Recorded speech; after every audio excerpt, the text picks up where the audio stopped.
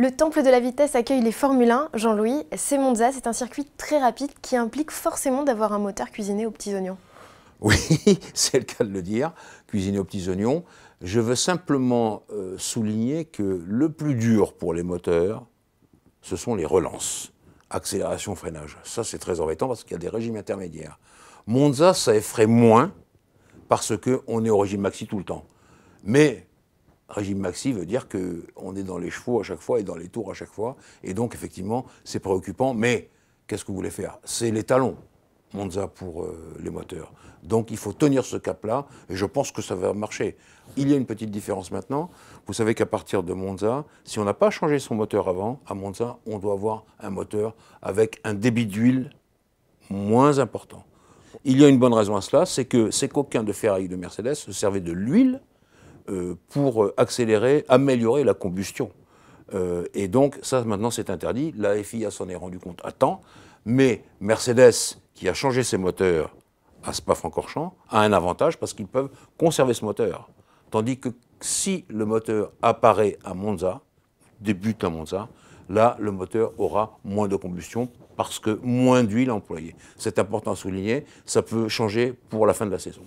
Tout aussi crucial, donc, l'aéro sur ce tracé italien. L'aéro, oui, parce que c'est le seul endroit et le seul moment de la saison où on a les ailerons très grande vitesse, c'est-à-dire ce qu'on appelle les lames de rasoir, ce qui donne des voitures extrêmement sympas à conduire, d'une souplesse formidable, mais là où ça se gâte, c'est au freinage. Il n'y a plus d'appui à l'arrière et l'arrière veut passer à l'avant.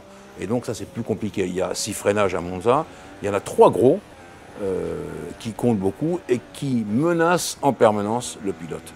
Donc, il faut faire attention à cela. Cela étant dit, la voiture est réglée très basse et je le répète, c'est une merveille de souplesse à conduire. Du côté du mix de pneumatiques, Jean-Louis Pirelli emporte 3 sets, les médiums, les tendres et les super tendres. Est-ce qu'on va atteindre des vitesses de passage en courbe encore plus hallucinantes grâce à ces pneumatiques?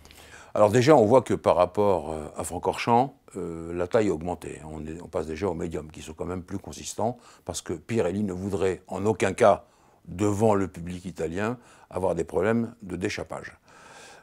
Bien sûr qu'on va obtenir des vitesses en virage plus importantes grâce aux grippes mécaniques aussi. S'il y a moins d'adhérence aéro, moins de traînée aéro, il y a plus d'appui avec les grippes mécaniques. C'est important pour les courbes. En revanche, en VMAX, en vitesse de pointe, par exemple avant la première chicane, devant les stands, je me demande si la vitesse ne sera pas inférieure aux autres années, parce que les pneus plus larges créent plus de traînée. Donc on va voir. Mais en l'occurrence, sur les temps autour, on peut avoir quelque chose de différent, parce qu'il y a la parabolique, il y a la variante Ascari, des grands virages, où là, il y a une meilleure adhérence grâce aux pneus plus larges. Est-ce que la météo qui s'annonce chaude, l'Italie vit l'un de ses étés les plus chauds, est-ce que ça peut venir perturber cette course? Bien, ça peut venir perturber cette course sur 2 plans. Les pneus dont vous venez de parler, important bien entendu, la chaleur, et puis naturellement les performances des moteurs. Je vais ajouter un 3e plan, les pilotes. Mais enfin, les pilotes, on sait qu'ils sont blindés, ils sont préparés à tout cela. Vous avez des pilotes, par exemple, comme Fernando Alonso, qui se servent de la boisson de leur voiture, ou à Bahreïn, ou à Abu Dhabi, jamais nulle part ailleurs. Donc on a affaire à des gars qui savent résister au choc thermique, si je puis dire. Et donc ça, c'est important. La chaleur aussi, elle sera dans les tribunes. C'est un autre style de chaleur, mais enfin, on sait qu'on est chez les tifosi à Monza et que Ferrari sera regardé de très près. Même si Hamilton est très populaire en Italie. Pour finir, Jean-Louis, quelques mots à propos des éventuelles annonces qui pourraient être faites du côté de Monza, et notamment d'Alonso.